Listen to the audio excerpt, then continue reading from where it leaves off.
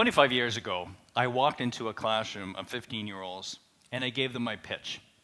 I offered to help them start a business, but there was one condition. They all had to agree to work with me, and it had to be a unanimous decision. Now, I have no idea how this would play out. You see, this was an experiment for me. And right here, in the middle of the room, there was a boy, and he was sitting there, and he was slouched down. He was clearly not interested in what I had to say. In fact, at one point, he sat there and he said, "This is a waste of time. Why bother?" So I addressed him right head on, and I said, "Hey, you know what? This is a real business.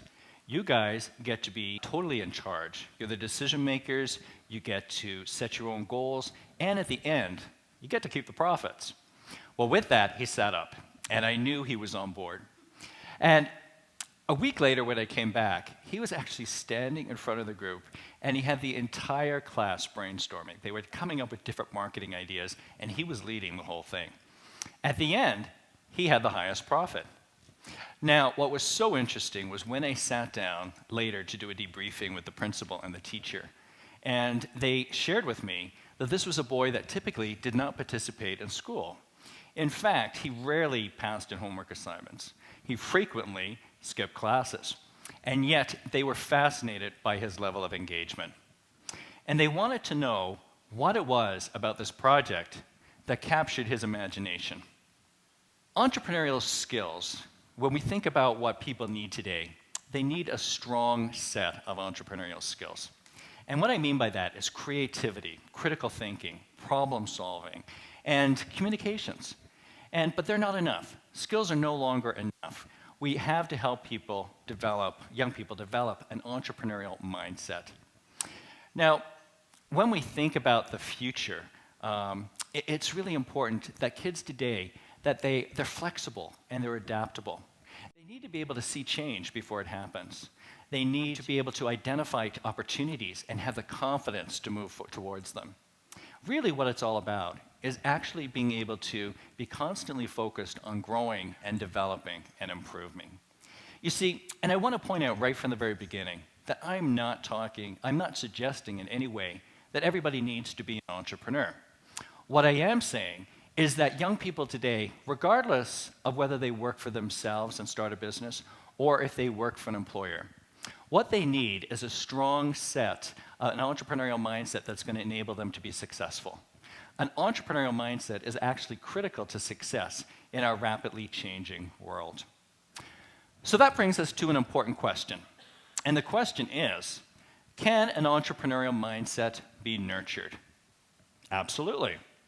In fact, as I started specializing in this area, I realized very early on that not only can it be nurtured, but it's important to start young. So I created a program, and it's an entrepreneur project for elementary kids and for students between the ages of 9 and 12 to start their businesses. And they actually develop an entrepreneurial mindset by launching a business venture. So they have to create business plans, they develop products and marketing materials, and at the end, they participate in a real-life event called the Young Entrepreneur Show. It's like a trade show. They get to interact with customers, and they earn real money. The program is facilitated, which I think is the most powerful piece, is that it's facilitated by the classroom teacher, and it makes topics like math and English language arts and social studies more meaningful and relevant for kids. It's already reached about 40,000 kids, and I'm really excited to be able to share some of their stories with you here today. Now, the idea of coming up with a product to sell for real to customers is incredibly exciting for kids. And in fact, they take it very, very seriously. Sometimes the students will create products that people enjoy. Other times they go a little bit deeper and they think, how can I solve a problem? Or how can I make a difference in the world by creating a product? Mimi is one of our students that decided to come up with this cat toy, and a toy that looked like a cat, I should say. And she took this two materials, a mock suede and a mock fur. She cut strips, sewed them together, and had a cat face at the front and a tail. And she really wanted to have a fun name for this, so she called them Roadkill Kitties. And if that wasn't enough, she took a big branch that had fallen from a tree in her garden. She mounted it on top of the table, and then she had all the products hanging up here. So as you walk by, all you could see are these feline creatures looking down at you. And then she'd take them down. She was all about showmanship. So she'd take them down and lay one on the arm as customers would come up. And the customers would smooth it down, and it would roll up. And Mimi's product came alive. The Roadkill Kitty came alive. Mimi's business came alive. And Mimi came alive. You see, Mimi wasn't strong. She wasn't a strong academic student, and yet had perhaps the most successful business in her class. And what was so exciting was that she was able to achieve that success by showcasing her entrepreneurial and her artistic flair. The product development stage is also very powerful because students come up with an idea, but then they have to use market research. They do prototyping, and then they get into production. So it's very rich with learning opportunities. Tyler was very determined that he wanted to create this sock puppet, and he used his market research to really perfect the design. So when he asked the question, what color would you like? Everybody seemed to, one of the options was tie-dye, and everybody seemed to pick that choice. So it was an obvious design decision. The problem he had, though, was when it came time to pick the hair at the top and the tongue inside. And there didn't seem to be a general consensus in his survey data, so he really was unsure what to do. Now, he immediately went right to the teacher and said, hey, what do I do about this? And the teacher handled it beautifully. The teacher said, you know what, Tyler, this is your business. You have to make that decision yourself. And you've got great creative and critical thinking abilities, so I can't wait to see what you come up with. So Tyler left, and we weren't really sure how this would play out. And a couple of days later, he came back, and he had a solution. He actually put a snap up here on the head and a snap inside the mouth, so these pieces could be removed. And then he made a bunch of extra designs so people could come up to the table and customize their puppets. And he didn't stop there. He actually made a bunch of extras and sold them as accessories and was able to increase his profits substantially as a result of his creativity. What we've been looking at here really is some key features, and the Entrepreneur Show is what they're working towards. So this is the final sales event where they interact with the customers. And it's incredibly dynamic, so it gives the students an opportunity to think on their feet and even solve problems along the way as they're using their communication skills to kind of pitch and talk to customers. Now, I was at an event just a few weeks ago before the holidays, and there was a boy there, and he was struggling because he had a really great product. He'd made this really cool Christmas ornament out of twigs and string. It was just beautiful. But he had them hanging on a tree, and they weren't selling. So he came out with me and he said, I'm having a problem. And I said, well, step back and just look at what your customers are seeing. And what he came up with was that maybe the problem was that the decorations were part of the tree and they weren't actually for sale. So he decided to take one down, and then he just stood here talking to customers, and he said, then I can bring them over and show them the different designs. I said, great, give it a try.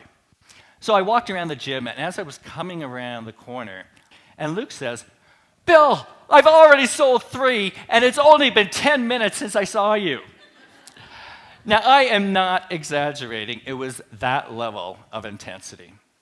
And what was so interesting to me is, as I was watching his face, I had a flash of a conversation I recently had with a teacher. And she said that you can't teach pride with a textbook, but you could certainly see pride on Luke's face that day. What we've been looking at is the process of learning, and the idea of the process of learning is so important here. And when we think back to that original experiment that I had, what was the driving force there was truly the fact that the kids were in charge. They get to make their own decisions, and they're learning something that's real to them and meaningful. And that's really, in essence, the whole driving force with this project. But what's ultimately important is the fact that the kids are actively developing core competencies, these entrepreneurial skills that I mentioned up front. They're actively developing them in order to achieve success with their projects. And in order for all of this to work, there's 2 key features. And the first one is that the students have to have a freedom to make mistakes. And so when we think about entrepreneurship is actually messy. There's no one path or right answer. So it's really important that the students have the freedom to explore and experiment and treat mistakes simply as learning opportunities. The second is that students need to have the chance to really reflect on their experiences and be able to identify and internalize, what they're learning. So as an example, they start a business, they know they can say, I am a business owner, or I am an entrepreneur because I did it, or I am creative because I solved that problem. So that self-reflection stage is really key because it gets them a chance to really define who they are as individuals. So I want to give you a couple of examples of how they reflect on their experiences. So when asked, what did you discover about yourself? This young boy said, I learned that I'm far more creative than I thought I was. When asked, what did you learn?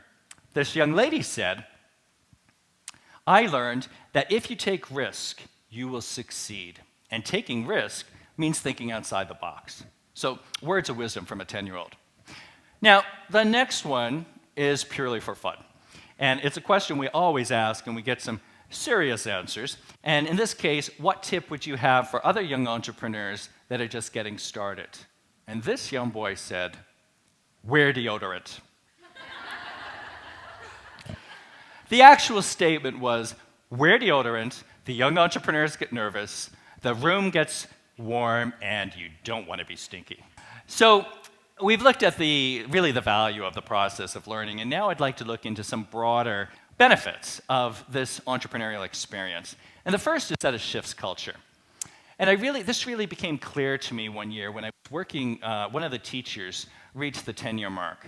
And I asked her, I said, what's the difference between year one and now? And she said, in year one, I asked my kids, how many of you think you can start a business? And 1 or 2 hands went up. In year 10, she asked the same question, and every hand went up.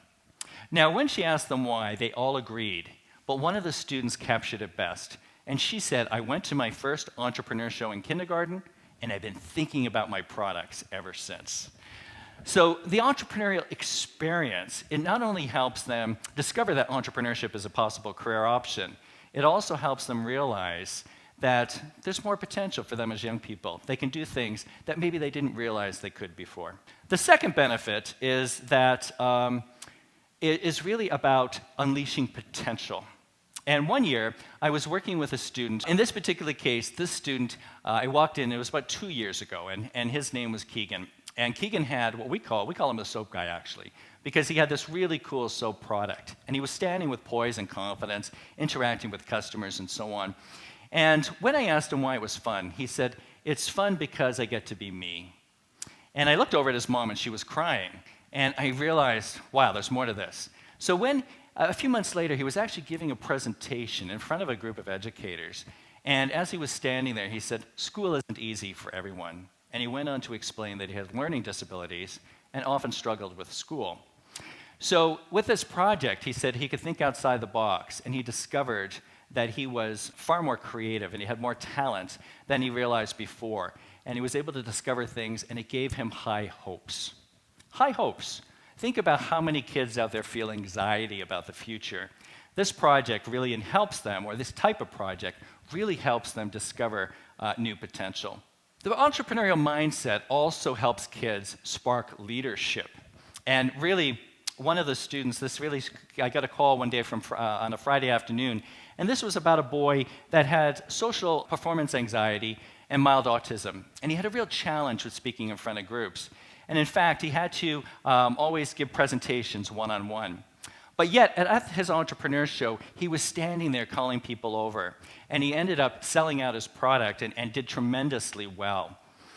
At the end of the project, his mom and mom said he was in it to win it. And what was so cool was that he was able to really sell his products and interact with customers, and he definitely had a win with that program. One of the features that I haven't told you about is that the students donate 10% to charity. And his class wanted to donate to the SPCA. But in his situation, what he did was he wanted to donate to a mental facility that was just opening up. It was a wing of a hospital that was going to support kids with anxiety. And so he went in there, and he stood up in front, and he asked if he could speak in front of the audience. Now, this is a boy with social anxiety, and he stood in front of the group, and he talked about his entrepreneurial experience. And he talked about why this organization was important to him. And then he announced he was donating 50% to charity. Really, when we look at this entrepreneurial experience, an entrepreneurial mindset helps kids discover that they can make the world a better place. It really helps them discover that they can have careers that are fulfilling and meaningful and even be self-reliant. It helps them to discover their passions and their talents and their interests. And it helps them to discover that they can actually achieve success not only in the future, but in school today. One of our entrepreneurs, he had severe behavioral problems and would blow up every day in class. And he would scream and shout and leave the room and so on. And at the end of the program, he flourished. And a year later, he came back and he had a gift for me. And he said, "What do you see?" And I said, "There's 3 stones, and they're smooth, they're colorful, and they're special." And he said, "I'm special too, and that's how I want you to remember me." Let's get out there and help kids develop an entrepreneurial mindset. And let's help them use their special talents to put their mark on the world. Thank you very much.